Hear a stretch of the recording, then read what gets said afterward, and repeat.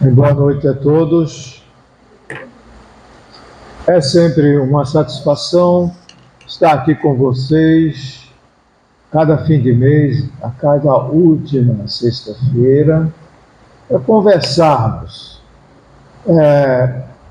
Na minha função de médico, psiquiatra, psicanalista e espírita, muitas vezes trago assuntos que são assuntos que envolvem a minha profissão, a minha experiência, e com isso a gente vai trocando ideias. Vocês vão tirando dúvidas e eu também aprendo com vocês, porque vocês trazem muitas experiências da vida, do dia a dia. O assunto de hoje é depressão. Hoje nós sabemos a quantidade enorme de quadros de depressão em nossa sociedade, em nosso país e no mundo. O que está acontecendo? Que as pessoas estão se deprimindo mais do que antes. O que é que ocorreu? Qual o significado que a gente tem para esse tipo de fenômeno?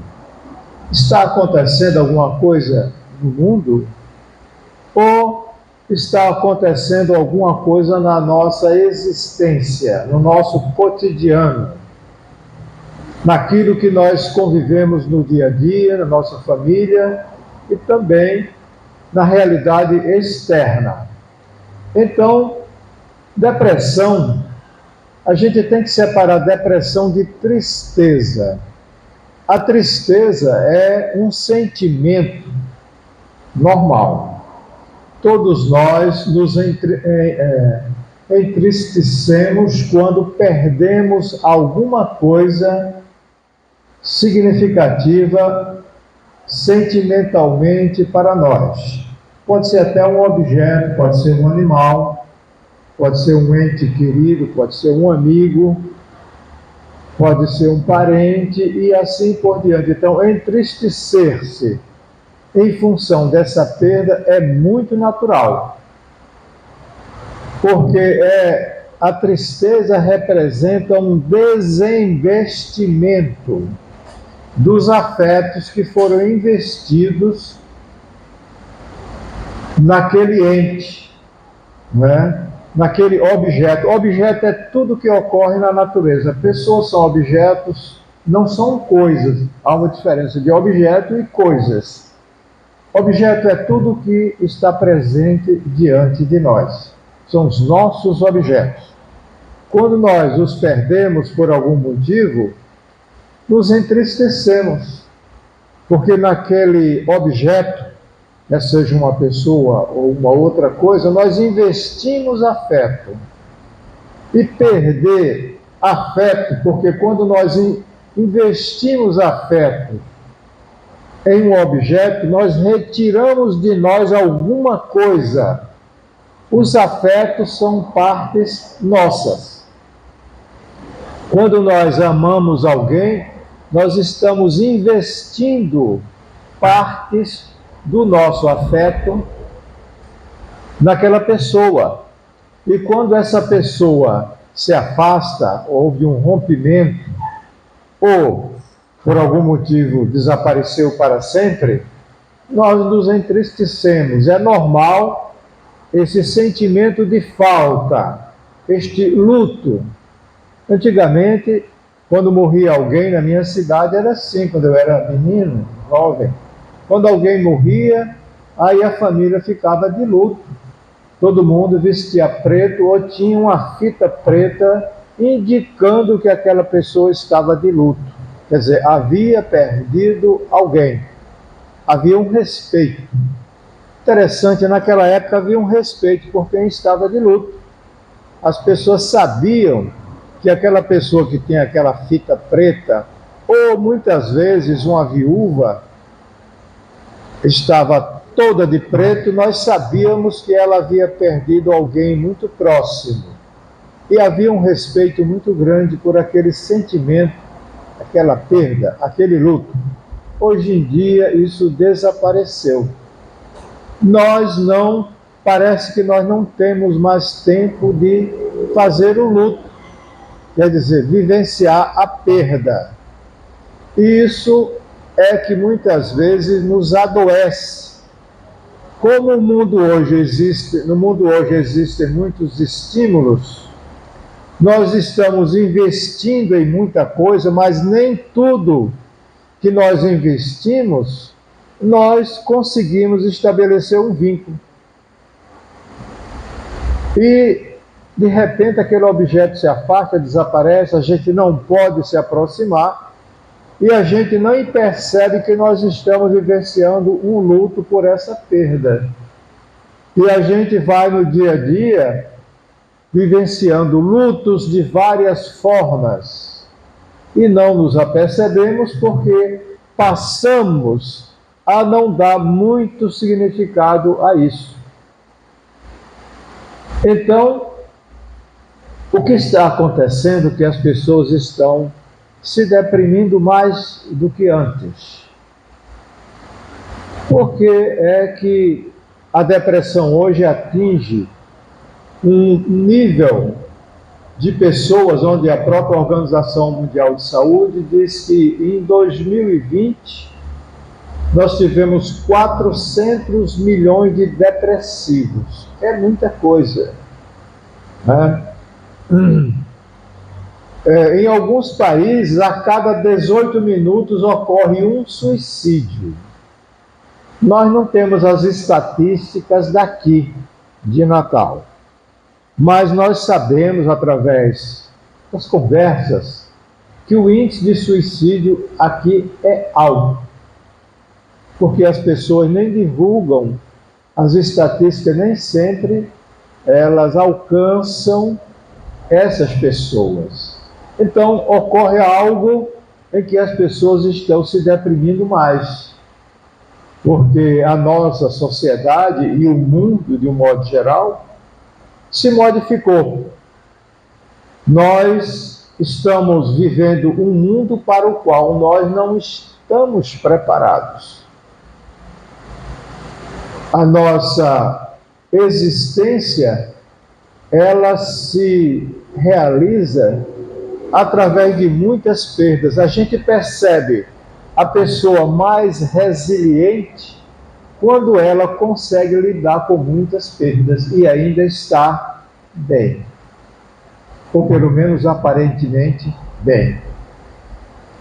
Então, uma pessoa que está triste, é importante que nós cheguemos perto dessa pessoa e vamos conversar com ela.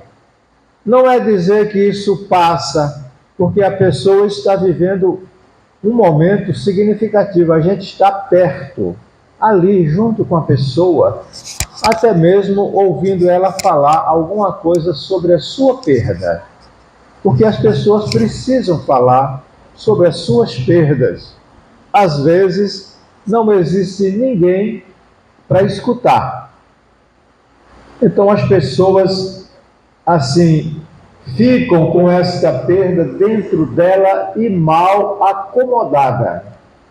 Tudo que está dentro de nós mal acomodado ganha vida. Aliás, tudo que existe dentro de nós, lembranças, afetos, pensamentos, tudo tem vida. Tudo continua vivo porque fez parte da nossa existência. Agora, é preciso que nós possamos acomodar bem essas perdas, essas vivências. Porque se ficam mal acomodadas, elas vão nos atrapalhar.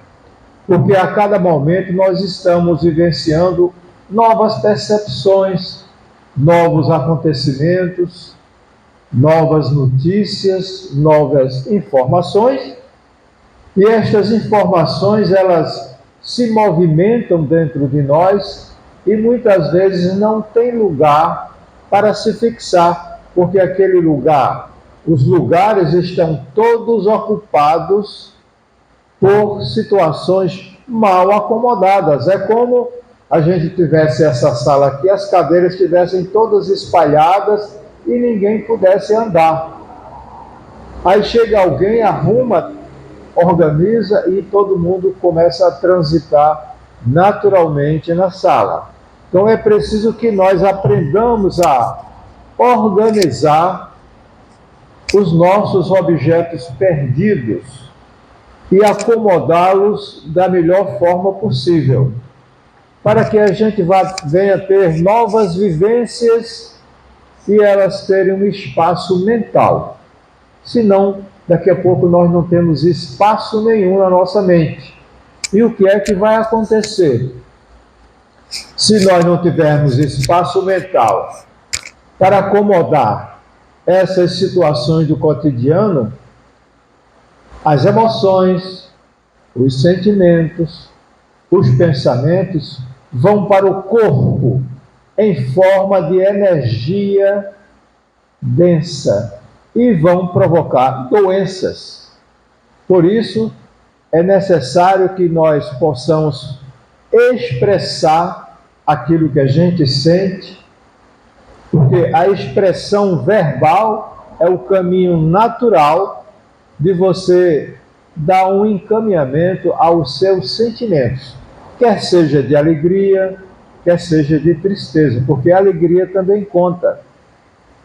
Você às vezes não tem, assim, espaço para ser alegre. A pessoa só sabe ser triste. Para ela tudo é tristeza, não há espaço para alegria. A alegria também deve ser expressa. Sentimentos, satisfações também devem ser expressos. Por exemplo, você em casa, você está jantando ou almoçando e a comida está boa, é importante que você expresse: puxa, a comida hoje está boa. Obrigado, fulana, cozinheiro, você fez uma comida muito especial. Isso ganha o caminho natural da expressão verbal. Agora, se você deixa isso dentro de você, isso vai ocupar algum lugar. Se você é uma pessoa saudável, então significa que você tem muitos espaços psíquicos para acomodar essas coisas. Quando a pessoa tem fragilidade, sensibilidades em excesso, é uma pessoa que facilmente pode adoecer emocionalmente, ela não tem mais espaço, porque os sentimentos e a fragilidade ocupam muitos espaços na mente da pessoa. E se não tem mais espaço mental, vai para o corpo, vai estimular, vai despertar potenciais genéticos de doença que nós trazemos geneticamente e que muitas vezes poderiam permanecer desativados. Mas em virtude daquilo tudo que a gente vai vivenciando sem um espaço para bem acomodar, aquilo vai ficar contaminando as diversas vivências. E aí, esse estado gera o que a gente chama de estresse, ansiedade em excesso.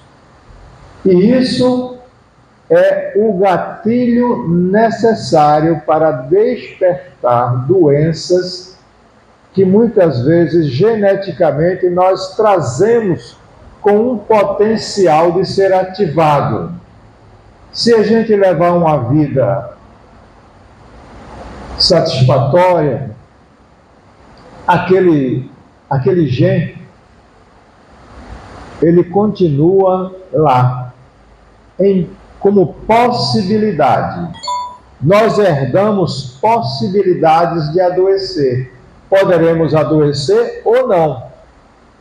Se nós tivermos um estilo de vida saudável, é muito provável que muitos potenciais de adoecimentos permaneçam desativados.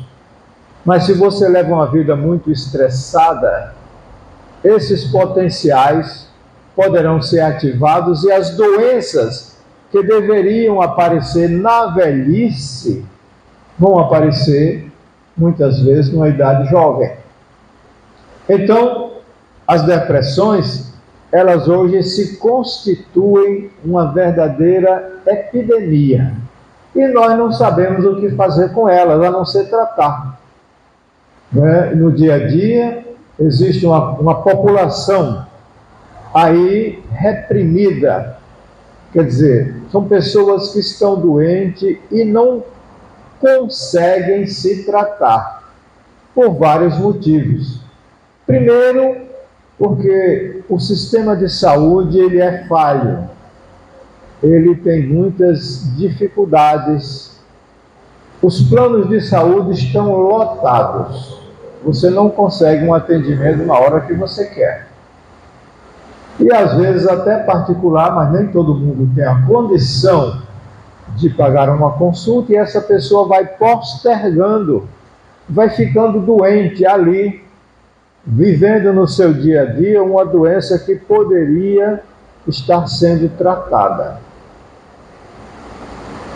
Eu recebo muitas mensagens de pessoas com grandes dificuldades. E eles me perguntam, doutor, parará, quanto é que custa uma consulta? Aí eu já fico receoso, porque nem digo quanto custa o preço real. Eu já digo, olha, eu falo, o preço mínimo é tanto. E mesmo assim, que é geralmente a metade da consulta normal. E nem assim a pessoa consegue. Tá bem, muito obrigado. Depois eu volto a ligar. E não liga mais. E eu percebo que realmente a pessoa não tinha condição. Quando eu trabalhava lá no Onofre Lopes, que eu atendia junto com meus alunos, eu mandava para lá e atendia lá. Eu não estou mais no Onofre, não estou mais no João Machado. Eu lá ensino. Eu não atendo mais. Muitas pessoas me procuram para que eu os atenda, mas eu não posso retomar essa atividade. Em mim resta um vazio muito grande, é como se eu tivesse abandonado meus pacientes, porque eu trouxe todos que estavam no Onofre para ser atendidos no João Machado. São mais de 200 pacientes. E eu sei que eles estão sendo atendidos por meus residentes. Então isso me alivia, porque eu sei que eles estão sendo bem atendidos. Mas em mim, eu sinto um sentimento de abandono, como se eu tivesse abandonado esses pacientes. E eles perguntam aos residentes, doutor Salatiel, como ele está? Ele vai voltar? E eles dizem, não, doutor Salatiel não vem mais. E os residentes me trazem, às vezes estagiários que vão lá ficar com os residentes me dizem, doutor Salatiel, um paciente seu falou muito sobre o senhor. Eu digo, eu sei, é porque eles sentem a minha falta. Infelizmente vai ter que continuar assim. Eu vou conviver com essa ausência, eu tenho que acomodar bem essa perda e eles também, porque senão gera tristeza. E assim, uma tristeza saudável, ela pode vir, porque eu já estava preparado para vivenciar essa perda, porque também tem isso, exige um certo preparo. Eu me preparei eu disse aos meus pacientes, olha, eu vou me afastar, vocês não vão ficar sem assistência, os meus alunos ficarão com vocês. Mas eles ficavam assim, entristecidos, E muitas vezes eu vou lá, nas segundas-feiras, às vezes eu vou, porque aí eu vou conversar com os residentes e discutir com eles atendimentos. Aí os pacientes me veem e fazem aquela festa, E eu me sinto muito bem. Doutor Salatiel. E às vezes eu me lembro de um que estava vendendo uns negócios de massagem. Aí ele me chamou por canto, doutor Salatiel, eu quero lhe dar um presente. Digo, um presente? Sim. Aí me deu um daqueles tubos de gel, de massagear, quando a pessoa leva pancada, né? Aí eu disse, mas não, não, doutor Salatel, eu quero lhe dar esse presente. E eu digo, eu vou receber. Com muito prazer, muito obrigado, eu recebo com muito gosto o seu prazer. Porque aquilo é um sentimento que estava dentro dele. É uma tristeza bem acomodada. Existe espaço para isso, tanto neles como em mim. Então, assim, a tristeza é natural. A depressão é diferente, porque o tempo passa e a pessoa continua deprimida. A pessoa não tem vontade de sair de casa, a pessoa acha que não vai conseguir mais viver a vida plena, a pessoa se sente feia, desagradável, inoportuna, às vezes não fala porque supõe que os outros vão julgá-la mal e começam a ter um sentimento de morte. Eles acham que vão morrer e choram bastante. Então está delineado assim um quadro de depressão que, se não for tratado, o indivíduo pode começar a apresentar ideias de suicídio, o que isso é uma coisa muito grave. Então, os estressores mais poderosos nos estudos que existem no mundo parece ser a perda ou a separação de pessoas amadas. Então nós vivemos hoje um mundo em que existem muitas separações. As pessoas jovens se envolvem, eles não querem nem casar, eles querem viver juntos. Assim, eu vou viver junto a ver se dá certo. Se der certo, eu me caso. Mas de qualquer maneira, aquela convivência, ela se processa através de vínculos afetivos. E por qualquer coisa ele sente que não dá mais certo. Às vezes o casal é despreparado para uma convivência, porque conviver é uma prova difícil. Não é todo mundo que sabe conviver. A convivência, ou viver com, convivência é viver com, é a última prova que o ser humano passa. Se ele conseguir conviver bem, ele vai ter, provavelmente, numa condição mais favorável de construir a sua família. Mas hoje em dia, parece que as pessoas elas não conseguem lidar bem com as perdas ou com as frustrações. Qualquer frustração, qualquer aborrecimento é motivo de separação. Não existe mais aquela tolerância, né? Aquele perdão, né? Aquela condição de suportar as dificuldades da convivência como existiam antes. Hoje em dia, qualquer coisa, as pessoas se separam. Aí depois de separar, vão viver as perdas de forma atrapalhada. O que é que vai acontecer? Vão logo arranjar outra pessoa, sem primeiro vivenciar o luto dessa perda. Primeiro vivenciar o luto. Quando o luto está pronto, está sarado, então você pode estabelecer novos vínculos. Mas isso nem sempre acontece. A pessoa quer logo arranjar uma outra pessoa para ocupar o espaço vazio que ficou. Isso não é uma coisa boa, porque a pessoa carrega partes da convivência perdida para o novo relacionamento. E não vai dar certo. E novamente a pessoa rompe aquele relacionamento e fica numa condição de estar sempre em busca de alguém. E esta pessoa não tem o preparo, porque os seus pais não os ensinaram para viver. Como é viver? Como é a vida? A vida tem perdas, a vida tem fracassos, a vida tem equívocos, mas a gente precisa aprender a lidar com isso. O objetivo é conseguir. É conseguir. Essa semana eu atendi um rapaz inteligente, uma mãe viúva, que estava muito desejoso de ingressar nas Forças Armadas naquele curso de oficiais. E ele estava estudando muito e começou a se envolver com a namorada. Só que a namorada dele já tinha problemas em casa, porque também tem isso. Uma pessoa que tem uma família em desarmonia carrega essa desarmonia dentro de si para o relacionamento. E às vezes isso é que atrapalha o relacionamento, é exatamente carregar, né, assim, a tempestade das brigas da família.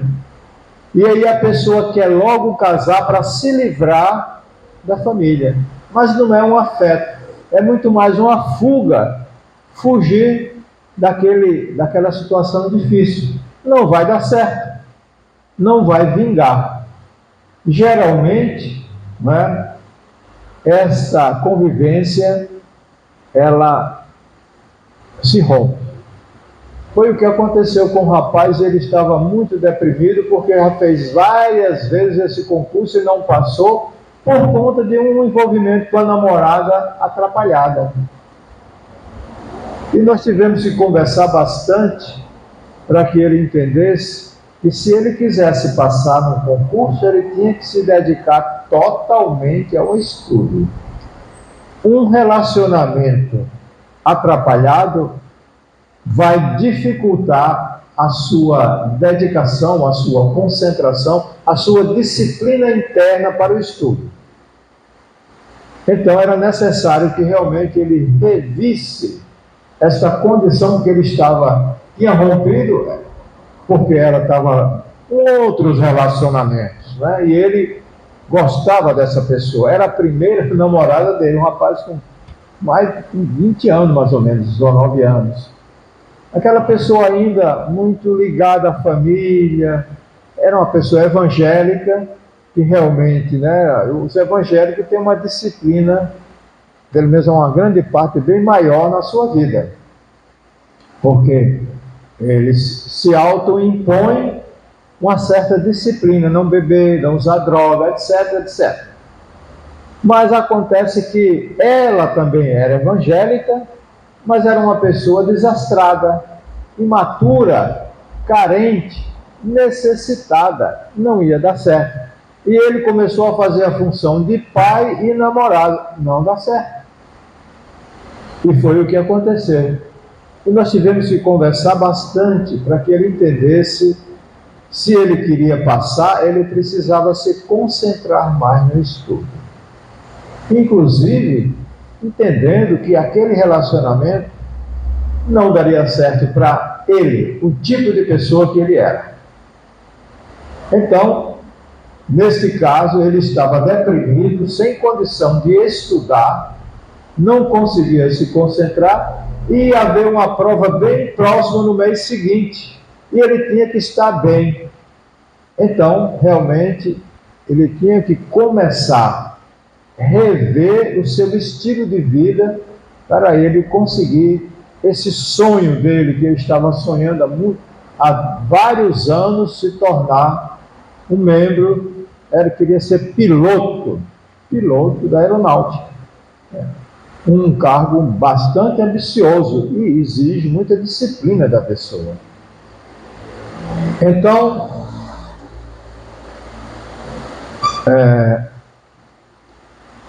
hoje nós observamos que a depressão, que era um transtorno que antes ocorria mais em adultos, hoje nós estamos vendo que adolescentes e crianças estão adoecendo de depressão.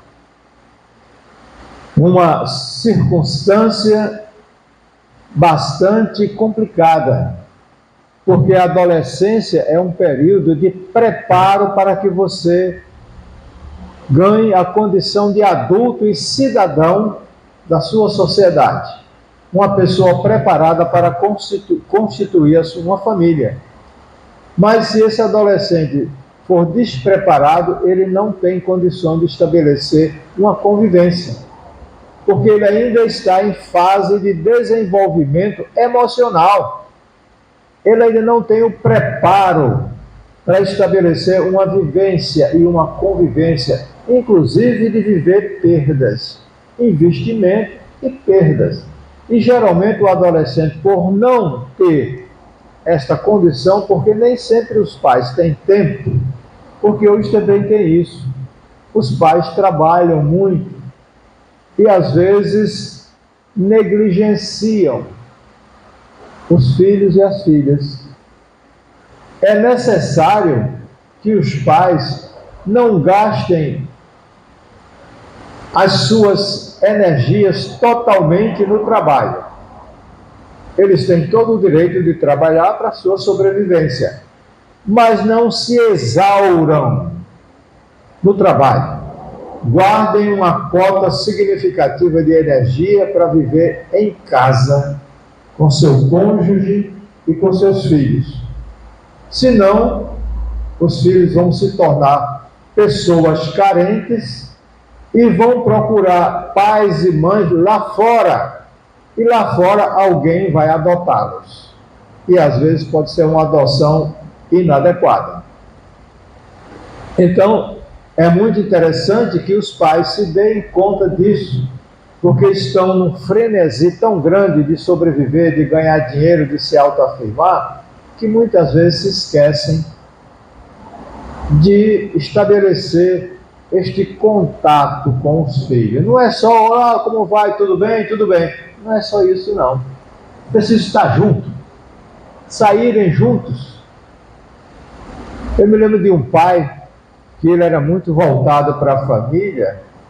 Ele, muitas vezes, gostava de perguntar ao filho o que é que ele gostava. O filho gostava de futebol. Ele ia com o filho de futebol. Ele nem gostava de futebol, mas ia com o filho para o campo. O filho gostava de cavalos. E ele, assim, matriculou ele numa...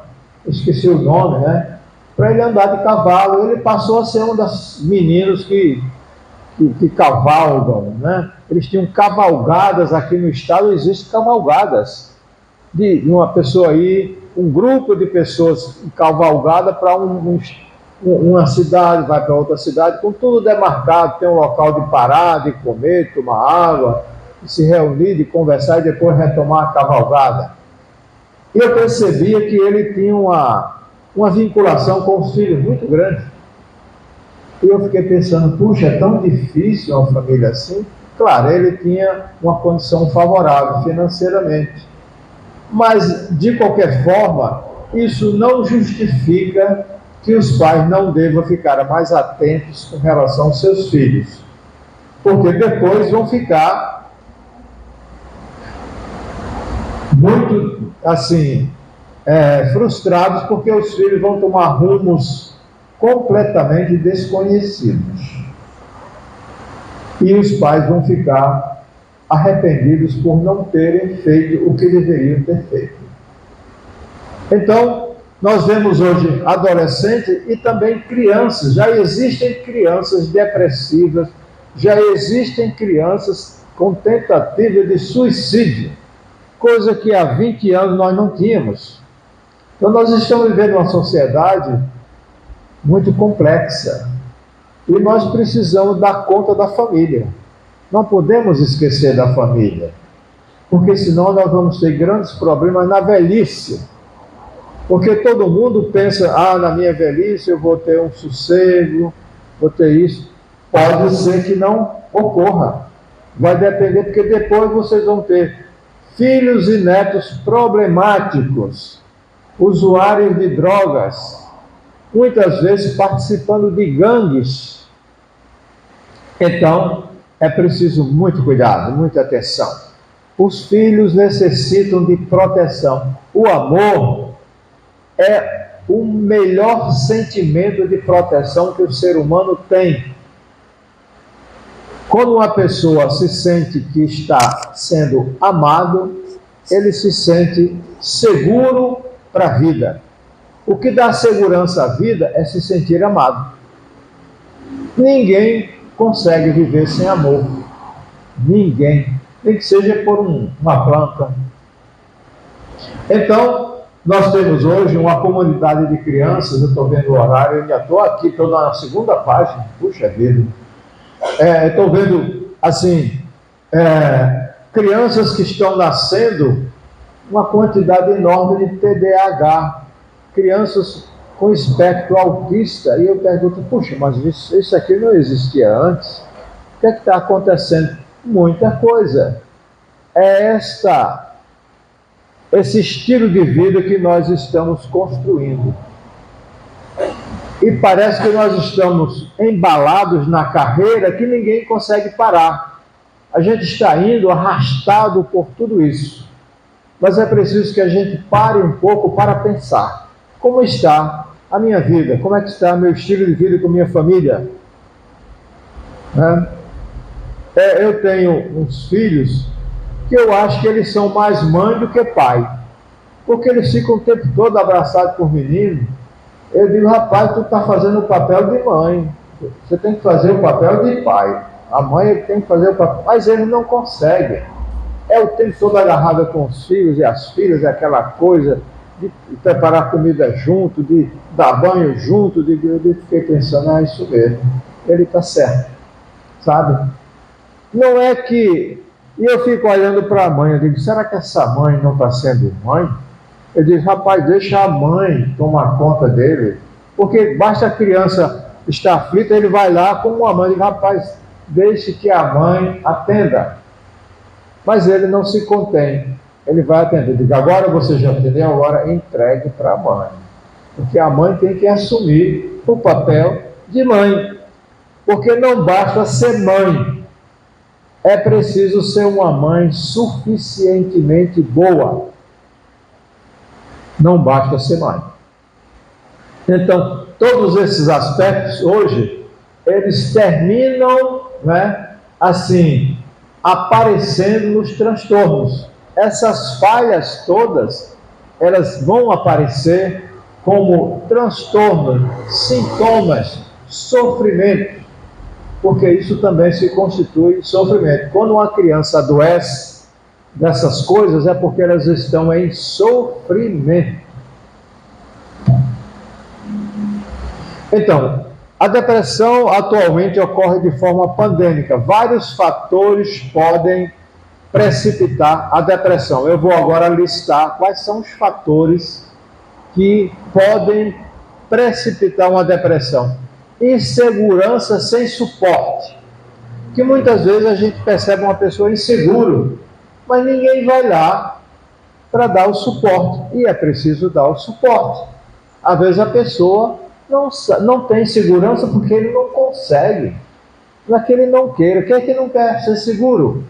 Mas a pessoa não consegue. Então é preciso que um pai, um parente, alguém vá dar esse suporte que ele necessita.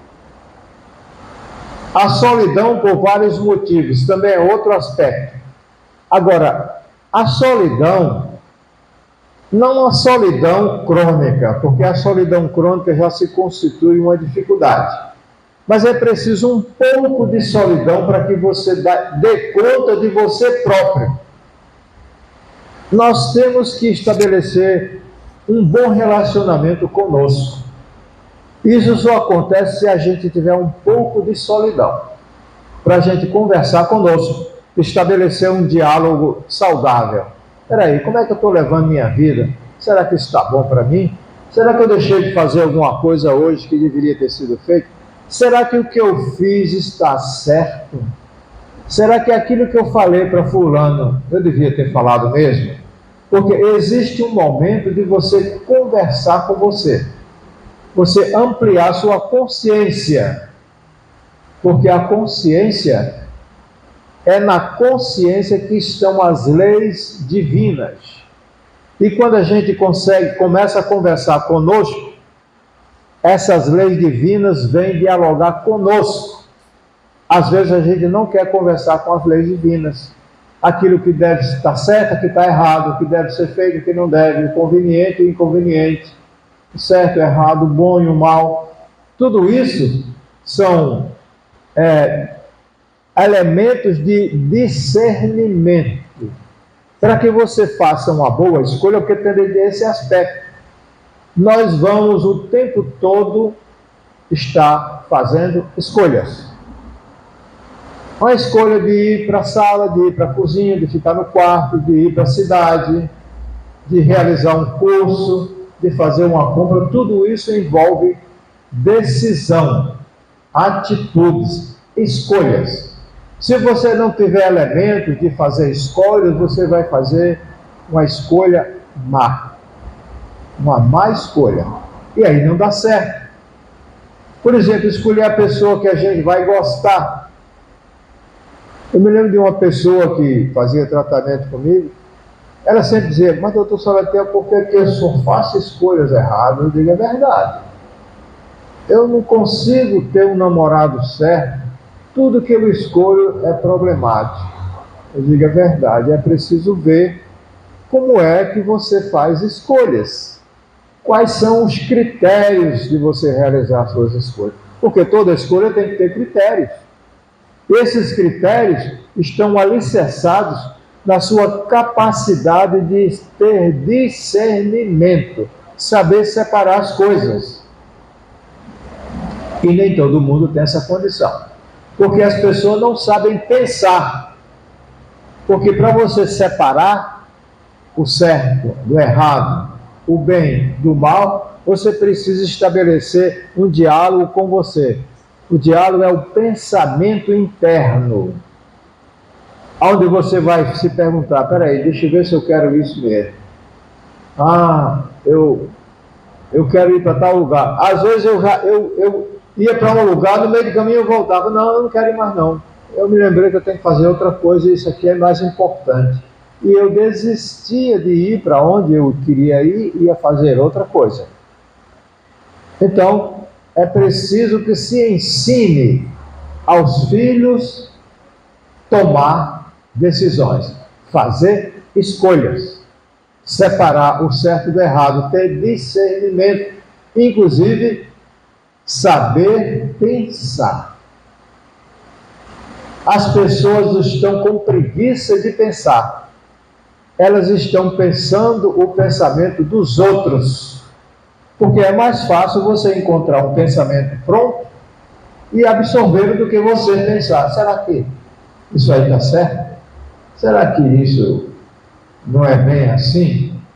Essa autocrítica é essa capacidade que você tem que ter de estabelecer uma conversa consigo próprio. Nós precisamos conversar conosco. E para isso precisa um pouco de solidão. Eu até escrevi uma crônica sobre isso, chama-se Dificuldade e Solidão. Então, nós precisamos de dificuldade e solidão para aprender a discernir sobre as coisas. Então, é necessário que essa solidão ela exista como um espaço, um momento de entrarmos em contato conosco e estabelecermos um diálogo calmo. Não é uma briga, não é uma discussão, é um diálogo calmo. Eu sempre digo, esse é um diálogo calmo. Não é uma briga interna, não. É um diálogo necessário. Ansiedade permanente. Então, quando você se percebe que tem ansiedade constante, pare um pouco para verificar o que é que está acontecendo. A ansiedade permanente vai desembocar na depressão ou em outros problemas mais graves. Perdas insuportáveis. Claro que a gente vai sofrer perdas, mas insuportável? Por que insuportável? Por que a pessoa não pode suportar uma perda? Sabe por quê? Porque ele fez um investimento inadequado. Se você investe demais e perder, essa perda vai ser insuportável. Então é preciso você saber investir. Um namorado ou uma namorada, invista, mas não invista tanto, porque pode se romper e você tem que suportar a perda. Mas se a pessoa achar, não, agora encontrei a minha alma gêmea, aí deposita todo o seu investimento naquela pessoa, aí de repente se rompe, e aí a pessoa não sabe o que fazer da vida. A perda vai se tornar insuportável, e aí entra a depressão. Herança genética frágil. Então, muitas vezes nós temos na família alguém que já teve depressão, doença, e a gente não sabe a genética, nós não sabemos a nossa genética. Nós herdamos um pouco das mazelas das nossas famílias. Um pouco mais, um pouco menos daquilo acolá, daquilo ali. E nós não sabemos. Muitas vezes as pessoas me perguntam, então é o seguinte, eu tenho meu pai que tem depressão, minha mãe que já teve um quadro de esquizofrenia, eu posso adoecer? Pode. Mas não quer dizer que você tenha que adoecer. Você precisa ficar mais atento para a sua vida, seu estilo de vida. Tenha mais cuidado com você.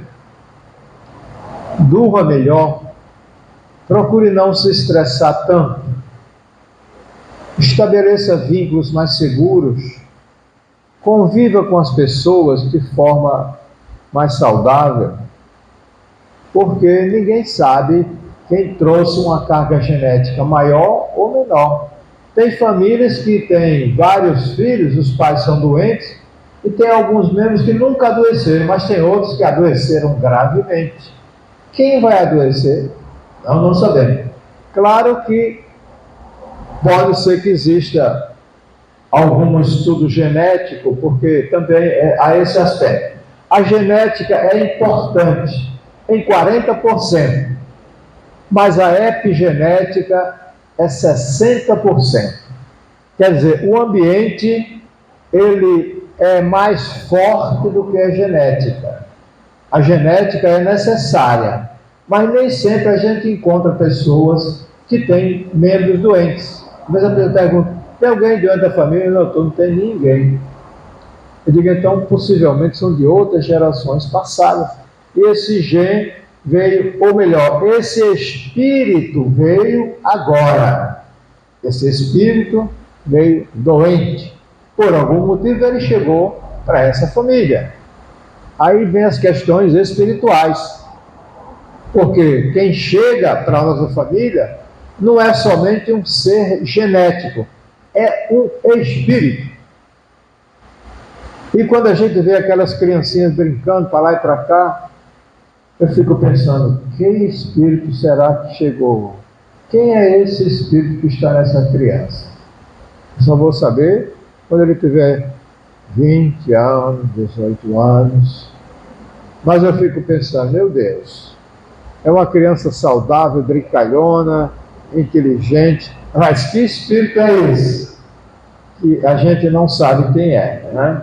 Que só vai se expressar depois. A gente tem que ter os cuidados, tratar bem, porque pode ser um ser frágil. E as mães, elas sabem quais são os filhos mais frágeis e cuidam mais. E desperta ciúme nos outros. Mas os outros não têm essa consciência de que a mãe está mais dedicada àquele porque lhe parece mais frágil. Embora nem sempre seja assim. Às vezes a mãe cuida mais daquele que se parece mais com ela. A mãe identifica no filho, assim, como se fosse uma parte dela, porque tem os costumes dela, tem os hábitos dela, fala como ela, então ela dedica mais afeto àquela criança. Cuidado, o outro também precisa de afeto. O outro diferente também precisa de afeto.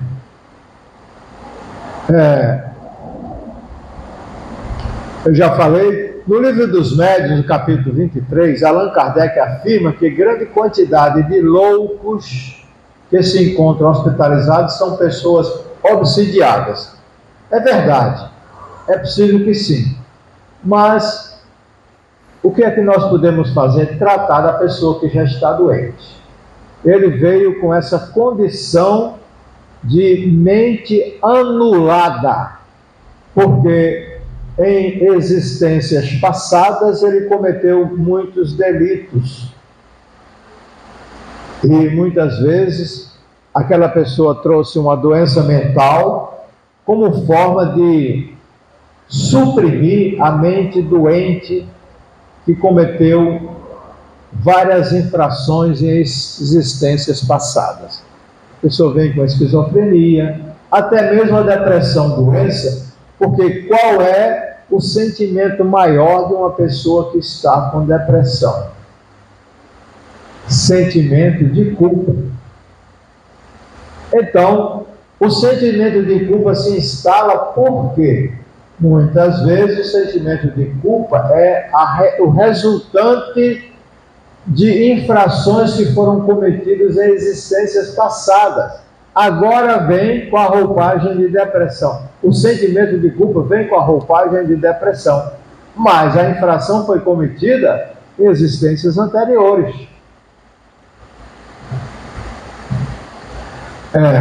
Vamos ver o que é que tem mais por aqui, tem muita coisa. Aí nesse aspecto, nós nos deparamos com a questão das obsessões. Será que nas depressões tem obsessões? Podem ter. Na realidade, na grande maioria tem. Né? E o que se pode fazer?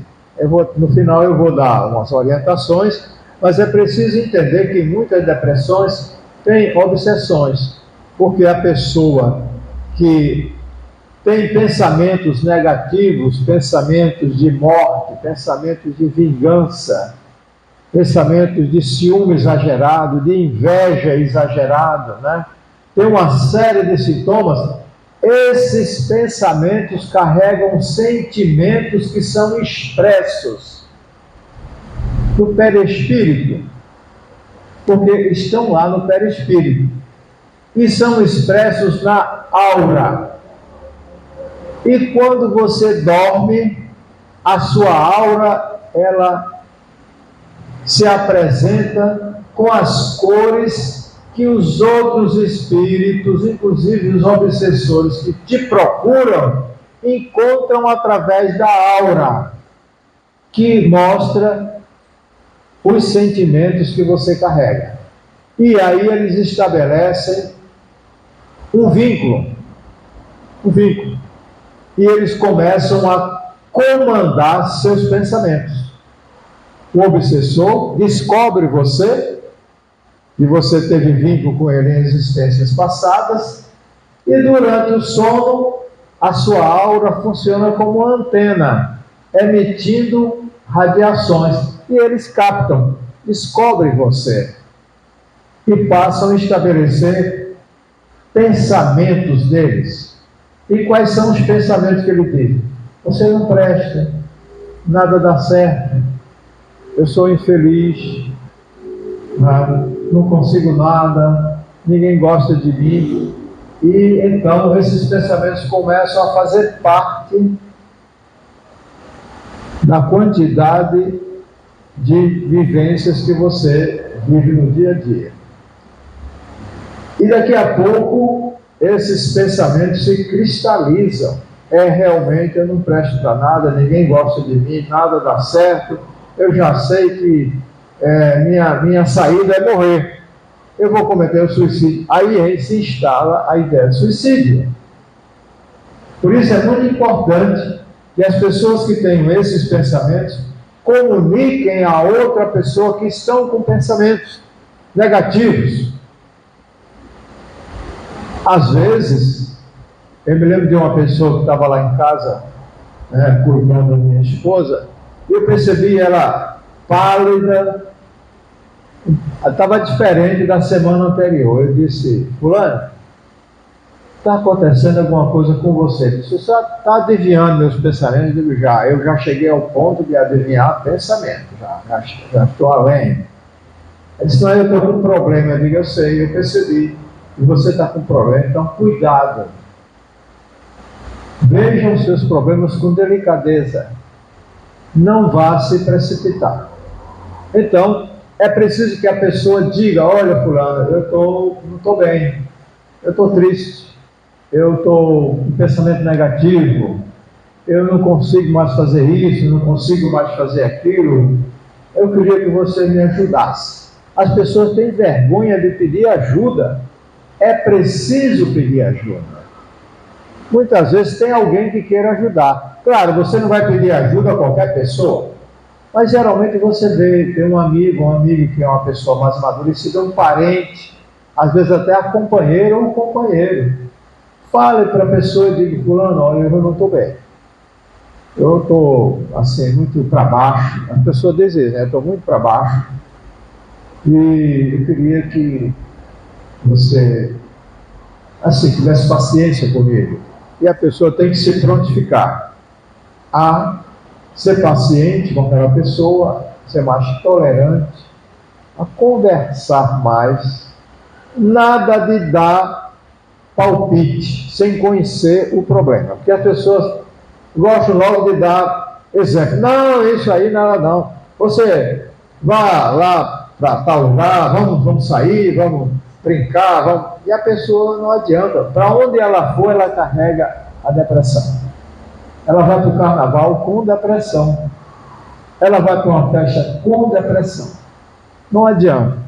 Quando não é depressão, a pessoa consegue ir para a festa e mudar. Aí é mais uma tristeza.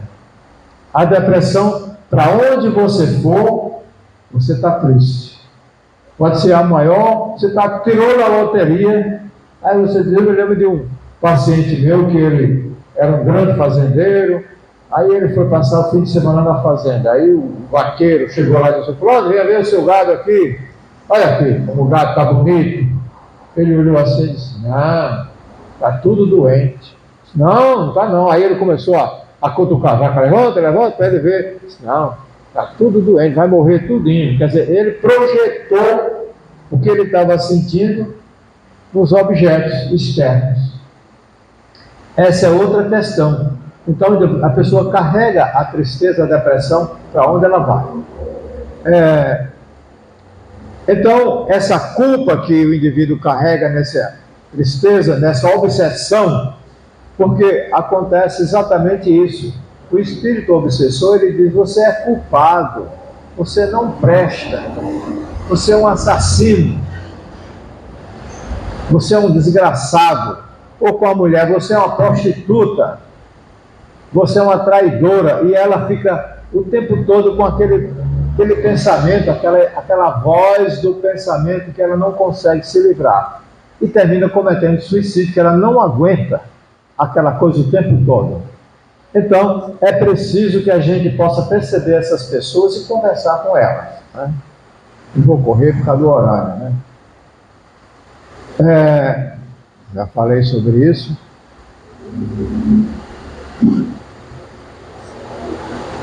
Então, nós entramos em doenças porque somos espíritos endividados, todos nós, pois carregamos as marcas de nossas infrações morais, por isso somos doentes. Uma vez instalada a doença, é preciso uma avaliação especializada para identificar o diagnóstico. Então, se você se sente doente, procure um tratamento imediatamente. Porque aí o profissional vai verificar, vai fazer o seu diagnóstico e vai começar o tratamento. Né? E, às vezes, você faz o tratamento medicamentoso, psicoterápico e também espiritual. Claro que tem casos que também você não vai levar a pessoa para o centro espírita. Uma pessoa com esquizofrenia não tem condições de ir para o centro espírita. Um deprimido pode ir, mas uma pessoa perturbada não tem condições. Lá ele vai ter uma crise, vai ser um desastre total. Então é preferível que leve o nome dele para receber visita espiritual. Então, a terapêutica espírita também é muito importante nesses casos de depressão. Porque lá, assim, os obsessores vão ser tratados ou encaminhados para receberem a assistência de que precisam. Só de a pessoa entrar num templo espírita, que o templo espírita é um ambiente, um espaço de oração, onde existem as entidades protetoras, ele já vai ser assistido automaticamente. Então, às vezes é necessário que você vá a um centro espírita, claro, se você for espírita, porque eu me lembro uma vez de eu falar para uma pessoa que estava assim, olha, você vai a um centro espírita, não, doutor, eu sou evangélico. Eu digo, então vá procurar um pastor. Pedir desculpa à pessoa, não, desculpa. Procure um pastor da sua confiança e vá falar com ele, porque você precisa de ajuda espiritual. Ou um padre, né? Eu tenho pacientes que são católicos extremos e fazem parte de grupos, de casais. E eles falam, rapaz, olha, a sua igreja é fantástica, porque você tem uma assistência muito importante lá. Porque eu vejo que os seus pares são elementos de ajuda. Ele teve uma crise, eu digo, olha, você vai participar lá do seu grupo? Vá, diga para o seu grupo que você está passando isso, que eles lhe ajudam. Dito feito. Um grupo de casais foi visitá-lo na casa, assistiram. Então, os grupos religiosos são importantes quando a pessoa está em depressão. Qualquer religião. No caso da doutrina espírita, nós vamos, então, ter um recurso a mais, que é realizar o tratamento espiritual, inclusive do obsessor, né? Aqui é a quantidade de suicídio que existe no Brasil. No Brasil, aqui está dizendo que existe 10 mil suicídios por ano. 10 mil por ano no Brasil. Isso sem contar aqueles casos que não são catalogados, né? 90% do suicídio poderiam ser evitados se a pessoa falasse e se alguém percebesse e fosse proceder à ajuda. Em cada suicídio ocorreram 10 a 20 tentativas que não deram certo por algum motivo. Então, é preciso perceber. A pessoa dá uma tentativa, às vezes sem a família perceber, porque tem família que não está nem aí, vê a pessoa triste e deixa para lá. Não, é preciso identificar, conversar com a pessoa, que às vezes a pessoa já está voltando ao suicídio. Tu está juntando elementos para cometer um suicídio. Principalmente jovens. Quem tiver adolescente em casa, tenha muito cuidado. Esteja por perto. Converse. Verifique o que é que ela está atravessando na vida. Né? Como é que estão os estudos? Como é que estão as amizades? Se tem namoradinha ou namoradinho? Como é que está a convivência com os amigos? Inclusive é importante que muitas vezes os pais tragam os amigos ou as amigas, façam um encontro na sua casa. Coloque um lanche e convide os amiguinhos ou as amiguinhas dos seus filhos. Participe, converse com os pais dos amigos e das amigas. Porque eles também, muitas vezes, eles não estão percebendo o que você algumas vezes percebe. Porque tem pais desatentos, né? A grande maioria das pessoas que cometem suicídio sofre de alguma doença psiquiátrica. Também isso já foi constatado. A questão do suicídio, né, que a gente está agora se falando sobre ele.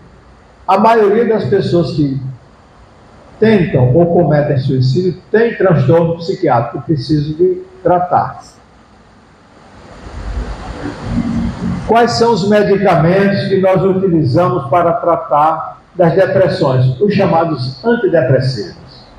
Os antidepressivos, hoje em dia, nós temos uma quantidade muito grande de antidepressivos que você pode fazer a escolha e utilizar para aquele tipo de paciente. Tem também estabilizadores do humor, porque tem pessoas que oscilam o humor. Ora está muito alegre, ora está muito triste. E precisa, além do antidepressivo, de um estabilizador de humor. Existem outros casos, por exemplo, o hipotireoidismo da depressão. Às vezes a pessoa está deprimida porque está com hipotireoidismo. É bom a pessoa fazer a avaliação periódica com médicos de um modo geral, para verificar como é que estão as suas glândulas, o seu sistema endócrino.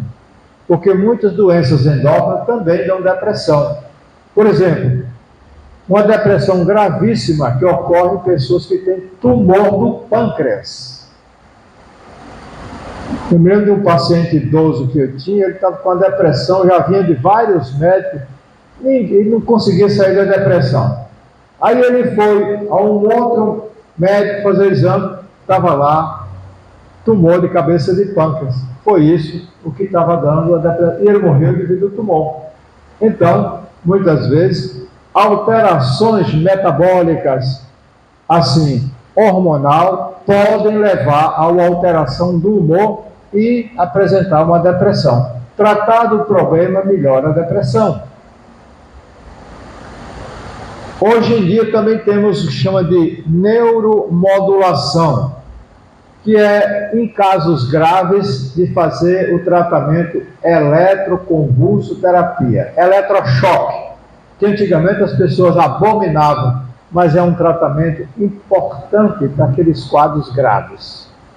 As pessoas que têm quadros graves que não melhoram com medicamentos, usam eletroconvulsoterapia, que hoje em dia, aqui em Natal, foi proibido por um grupo de profissionais que não entendiam de nada. Agora, ainda bem que foi liberado, né? Então, a pessoa faz com anestesia, isso faz num ambiente controlado. Um anestesista, ele faz uma anestesia, a pessoa faz o tratamento eletroconvulsoterapia e não sente absolutamente nada. Só a passagem do estímulo elétrico e a pessoa com várias sessões, umas 3 ou 4 semanas, 2 sessões por semana, melhora. E também tem o que chama de estimulação magnética transcraniana. Também é um outro recurso que aqui tem um colega em Natal que faz. Então, alguns casos respondem, alguns casos.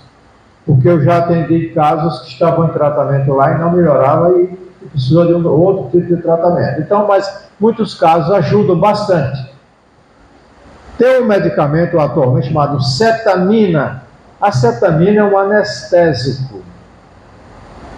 E que esse tratamento está sendo feito lá no Onofre com um grupo de colegas que fazem assim, sob um controle bem preparado. A pessoa recebe o anestésico sob controle ali de vários médicos, 2 vezes por semana, e para melhorar de alguns casos de depressão graves. Nós temos também um recurso muito importante aqui, que é a verificação genética. Você pede aqui, porque nós temos aqui aquele laboratório de DNA, não é? Aqui não tem? Então, você pede para que esse laboratório faça um rastreamento, né, assim, genético de qual medicamento aquela pessoa responde melhor.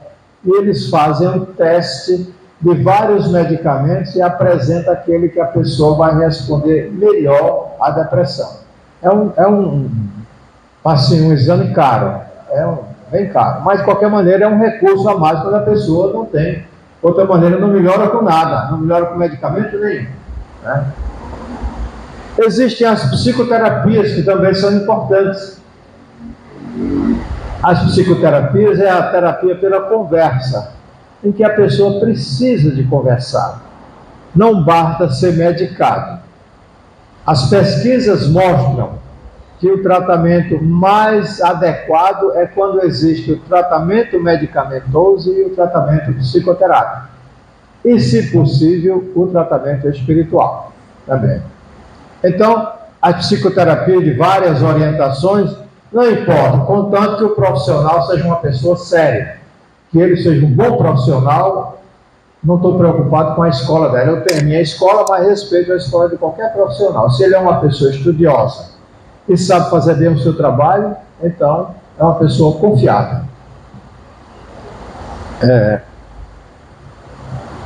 Agora, o que fazer com relação às questões espirituais?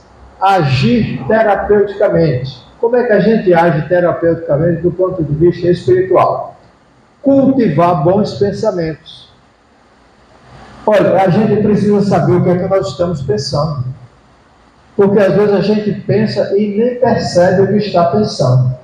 É preciso que a gente redirecione o que nós pensamos. Porque quem constrói os pensamentos é você.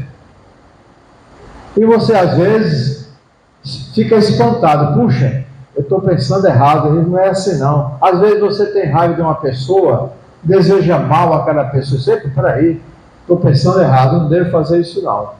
Corrija o pensamento. Não é bom, então, cultivar bons pensamentos, evitar vibrações de violência, educar-se para um mundo melhor. Evangelho de Jesus na vida, né? Para evitarmos as obsessões e depressões. O Evangelho de Jesus é leitura do Evangelho. As pesquisas comprovam que a oração modifica a vibração. É preciso a gente separar reza de oração. Reza é aquilo que você faz labialmente. Pai nosso que está na salvação de cada glória. Você cumpriu sua obrigação de falar labialmente a reza e pronto. Santo anjo do Senhor, pronto.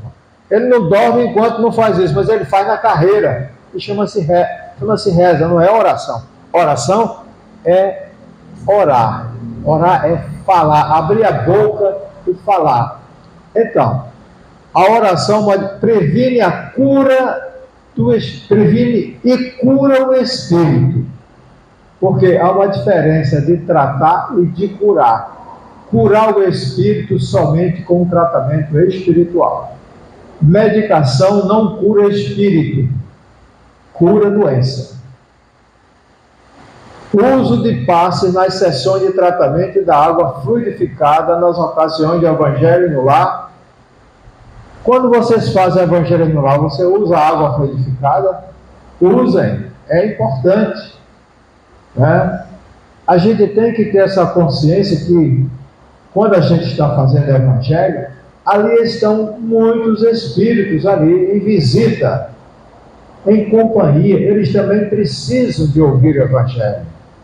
Muitos vêm somente ouvir. Precisam de ouvir. Precisam de refletir sobre assim, as suas coisas internas.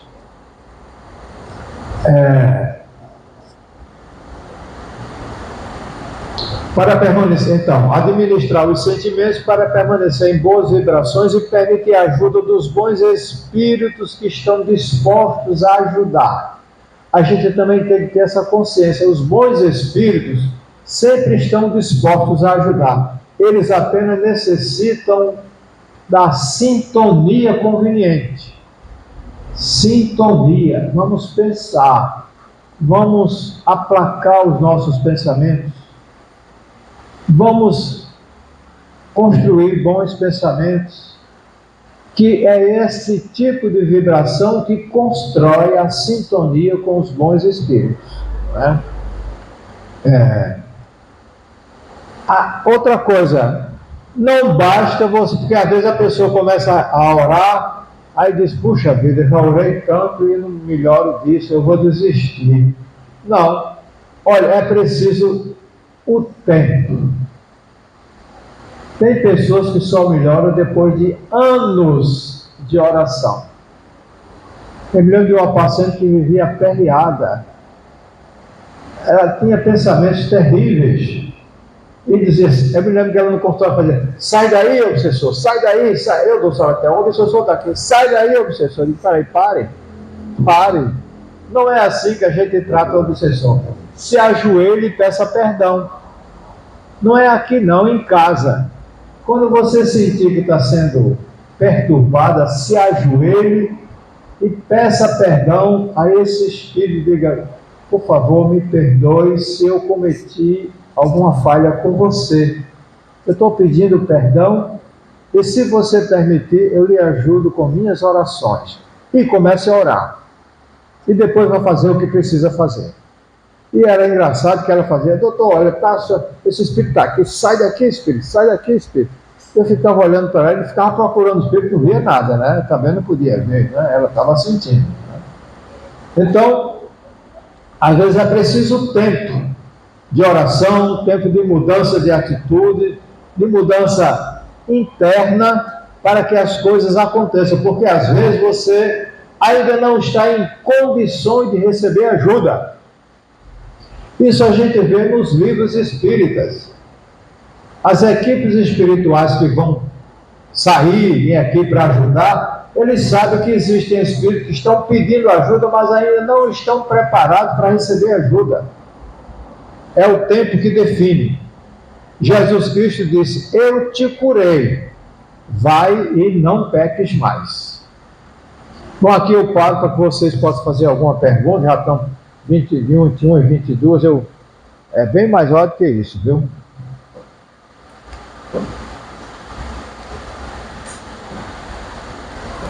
Alguém quer fazer alguma pergunta? Pode ser que vocês já não tenham mais perguntas, já sabem de tudo, né? É uma questão já bastante batida, né?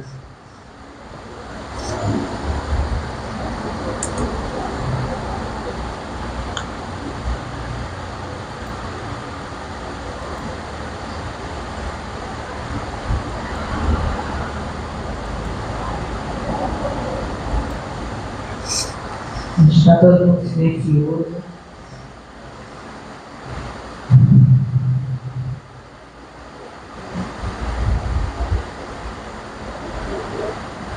Eu percebo que vocês estão muito tristes. Alguma coisa fez você ficar triste. Quando o silêncio é grande assim, eu tenho a impressão, às vezes, daqueles momentos que nos chocam, em que a gente se sente, a gente ouviu algo e ali deu aquela mexida e a gente silencia em reflexão. Mas sempre a gente tem às vezes uma pergunta e não vamos achar que a nossa pergunta é boba, porque às vezes a nossa pergunta é a pergunta de outros que no momento achou também que era boba e não quis falar. E a depressão hoje, se a gente não tem depressão, eu digo que nós mulheres temos TPM. Então a gente chega bem pertinho. Para o homem talvez seja mais difícil entender essa situação que acontece, mas a gente sabe que hoje a depressão também acomete aos homens. Ela é mais, por algum motivo, doutor Salatiel, clinicamente explicada porque tem motivo, sim. Tem motivo, sim, mas assim, as mulheres sempre foram mais reprimidas do que os homens. Assim, desde muito tempo as mulheres foram mais submetidas à repressão, então elas guardaram muita coisa, e esse guardar pode ser que tenha contribuído para elas adoecerem mais, mas também tem os componentes hormonais, tem a própria vida da mulher. A mulher hoje ganhou um status que, do meu ponto de vista, não estavam preparadas. As mulheres hoje ocupam todos os espaços que os homens ocupam. Mas parece que é muito difícil perder a condição feminina, embora nós trabalhamos com mulheres em vários lugares, mas parece que hoje, né, as mulheres ocupam um espaço, muitas vezes, para o qual elas não estão preparadas. E elas estão hoje submetidas a todas as condições difíceis que os homens também estão. Hoje tem mulheres policiais, mulheres pilotos, mulheres todo tipo, né? Mulheres que brigam em MMA, mulheres que tem tudo. Todas as profissões nós temos mulheres hoje. E isso não é uma coisa fácil, é um ganho. Mas provavelmente o preço é muito alto. Alguma pergunta? Uma coisa que aconteceu ao longo desse tempo, que eu tenho observado, já fiz até um trabalho sobre isso, é que as mulheres tornaram-se mais deprimidas e os homens tornaram-se mais infratores. Os homens passaram a infringir mais. E mulheres ficaram mais deprimidas. Essa é a nossa realidade hoje. Hoje os homens são infratores de todas as normas, de todas as leis, né? Essa de inflação está sendo uma coisa que a gente escuta em rodas, às vezes, de conversa, e de uma forma como se fosse algo interessante. E o descaso com que a pessoa comete a sua infração é só. Não estou falando aqui de homicidas, mas coisas corriqueiras que não são corretas. Se é uma infração, a gente cometeu algo que não deveria ter cometido. Isso, consequentemente, os filhos escutam. Né? A gente tinha uma época da lei seca, que ela era seca. No Egito, se eu fazer Egito, cria aí um reboot para contar. Agora a brincadeira do bebê bota o reboot aí para botar para pegar o pessoal que está bebendo. Mas as pessoas hoje voltaram com muita força a minimizar o bebê e dirigir. Isso é um ato muito sério. E quem vai muitas vezes angustiada para casa é a esposa que está ao lado. E quem vai se questionando se o pai está certo ou errado é o filho que está atrás. Então, como o doutor Salatiel falou, a cadeia de sequência de vida de quem tem a responsabilidade de criar, educar, não só filhos, mas sobrinhos que estão por perto, familiares, qualquer situação causa questionamento. E isso também gera conflitos, né? Mas ninguém quer perguntar, estou indo para outro assunto para ver se a gente comenta, né? Acho que está todo mundo satisfeito. Eu espero que tenha compreendido dessa lição que o doutor Salatiel veio, dessa aula, né? Porque a gente aqui pega um assunto que da nossa ciência e ele vai, faz aquela ponte, nos mostra o que Kardec nos fala. Então, as possibilidades, a doutrina espírita ela não julga, não determina, não impõe, mas ela nos dá as possibilidades do nosso caminho. E as possibilidades para a depressão está ligada à parte espiritual, é uma possibilidade muito segura. Porque no momento em que minhas vibrações não estão dentro das emanações que nos elevem para o alto, que nos mostre a alegria que a gente tinha quando era criança, que é tão bom ser criança, né? A gente é feliz sem saber por que é feliz, mas a gente está sempre feliz. Mas aí a gente vai inventa de crescer e dói pra caramba. E nessas possibilidades, desses momentos de tristeza, de inquietações e às vezes de profundas reflexões, faz com que a nossa mente, como já foi falado aqui, aí essa queda que a gente tem, como a gente sabe que tudo é mente a mente, ali existe uma sintonia. Houve a conexão. Então, se eu estou ruim, pior eu vou ficar. Porque na hora que houve a conexão, ali já não sou mais eu sofrendo, a minha dor se potencializa e aquela situação vai ficando mais amarradiça. A gente sente as correntes nos prendendo, seja numa cama, seja numa cadeira, seja mesmo andando, tentando se movimentar. E o caminho que a gente tem sempre é buscar ajuda médica, nunca, jamais esquecer que Nosso Senhor colocou nos nossos caminhos os médicos, deu a eles as possibilidades de estudarem das pesquisas, é porque tem grande importância. Juntamente com isso, a nossa fé, independente de qualquer religião, vai ser uma força motriz para que a gente consiga se movimentar. E a doutrina espírita vem como,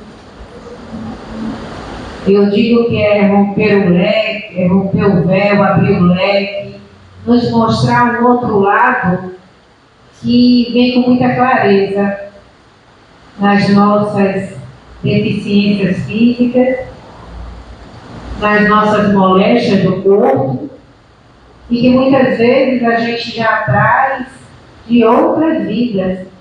E hoje aqui a gente vai mais uma vez lidar com ela e buscar com muita perseverança, com muita luta, vencer. Mas a gente não vai vencer sozinho. Como o doutor Salatiel já falou, a religião é um suporte muito forte nos momentos de agulha. São os amigos, às vezes a família, mas a família às vezes é a fonte da dor, foi de onde partiu tudo, aí complica a vida da gente, aí a gente vai para os amigos, que são os familiares que a gente encontra aqui, e vai se agregando, e aí vem a parentela carnal. Mas nunca esqueçamos que a fé, o autoconhecimento, a busca por ajuda, enfrentar de frente o que a gente às vezes não olha, e se movimentar em busca da melhora própria. Porque só quem vai poder fazer alguma coisa pela gente somos nós mesmos. Porque o médico vai orientar, vai passar o remédio. Eu tomo o remédio, mas eu não faço o que ele disse. Eu vou ao centro espírita, assisto a palestra, não presto atenção em nada. Mas a espiritualidade está ali, querendo ajudar. Levo a água, fluidifico, mas não faço uma prece. Não peço uma ajuda. E a única palavra que estão esperando da gente é me ajude. Alguém sabe aqui da história que o anjo guardião o anjo da guarda só ajuda se for solicitado? Como o nosso anjo da guarda chora, né? Que a gente nem lembra de pedir a ele a orientação. E ele está pronto para nos ajudar. Mas ele respeita uma coisa, que é o livre-arbítrio. Aí esse livre-arbítrio está dando a condição para o homem de encontrar caminhos onde ele se supera tudo e ele termina a vida dele, porque ali está simples. E isso a gente está vendo nos adolescentes, está chegando nas crianças, e somos nós que aqui estamos ouvindo essa noite essas palavras que podemos fazer algo diferente, chegar junto, ser mais empático, ser mais afável, entender a dor do outro, porque a dor do outro é a dor do outro, ela existe. Pode aparentar para a gente, não vou nem dizer os nomes que às vezes as pessoas falam, né? Pode parecer uma maior besteira, mas não é não, está doendo. E às vezes é justamente por não entenderem essa dor que as pessoas chegam nos finalmente achando que acaba tudo. E o suicídio não acaba tudo. Porque o suicídio ele quer acabar a dor dele naquela hora, mas não vai resolver. Então que a gente possa estar sempre do lado daqueles que amamos. Se a gente sente fragilidade, se a gente sente alguma inquietação, ao depressivo o respeito que ele merece ter, mas o abandono jamais. É uma doença, sim. E todos nós, todo dia, batemos na porta dessa doença. Porque ela é, como diziam muito, eu me lembro que de Valdo Pereira Franco, em 1900 antigamente, dizia que a depressão seria a maior doença, a chaga da humanidade. E assim vamos nós, que não estamos sós, agradecer a doutor Salatiel de dividir aqui conosco caridosamente esse momento e que possamos lembrar que somos nós, detentores, sempre dessa possibilidade de vida que Deus nos dá. E que possamos, nesse momento, nos envolver com a nossa Mãe Santíssima mais uma vez. E que possamos sentar de forma acomodada, respeitar este momento em prece, pedindo a ajuda das inquietações e 1 minuto que a gente possa fazer em silêncio interno. 1 minuto de silêncio interno.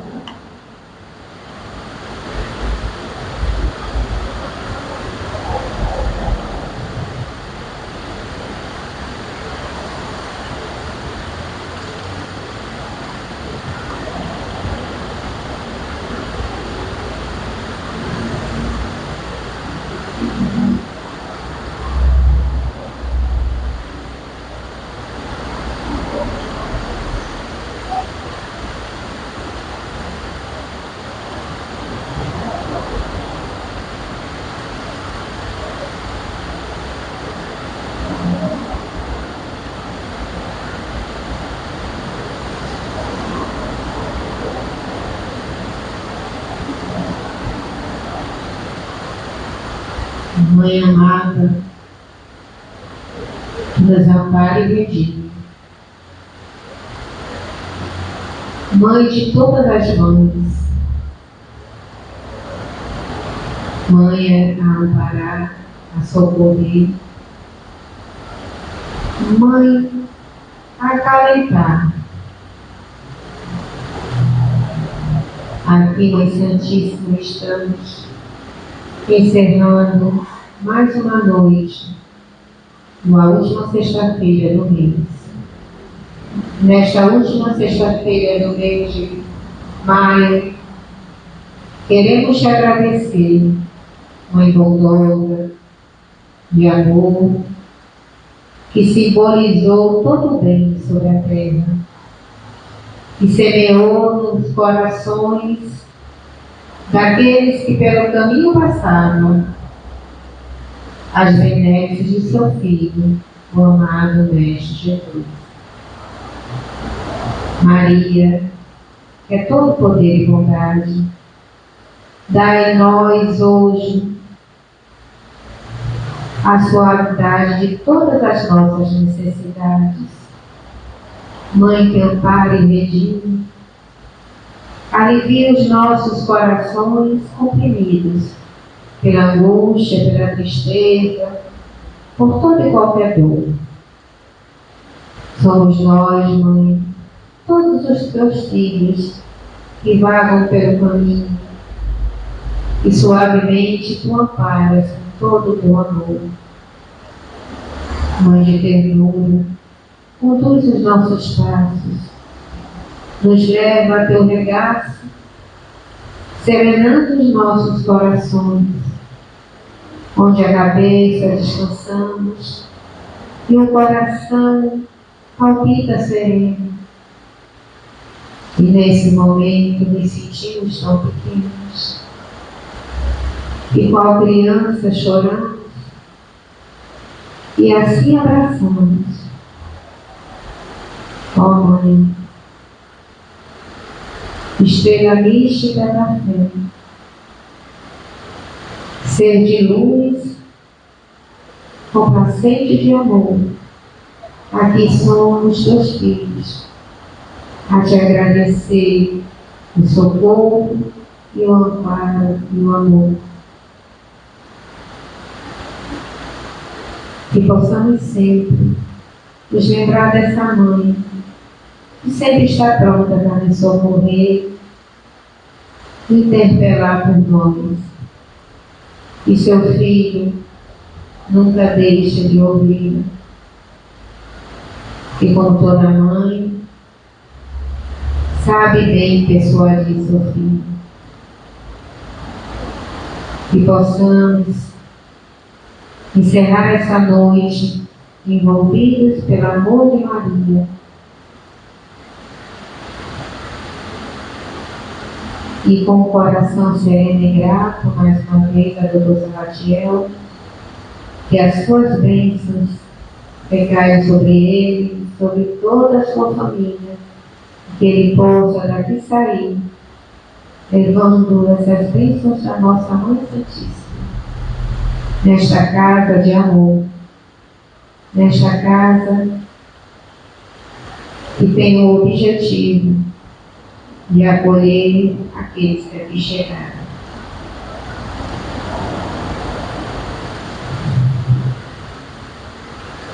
Muito obrigado a todos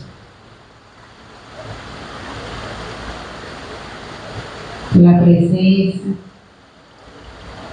e eu espero que estejam bem.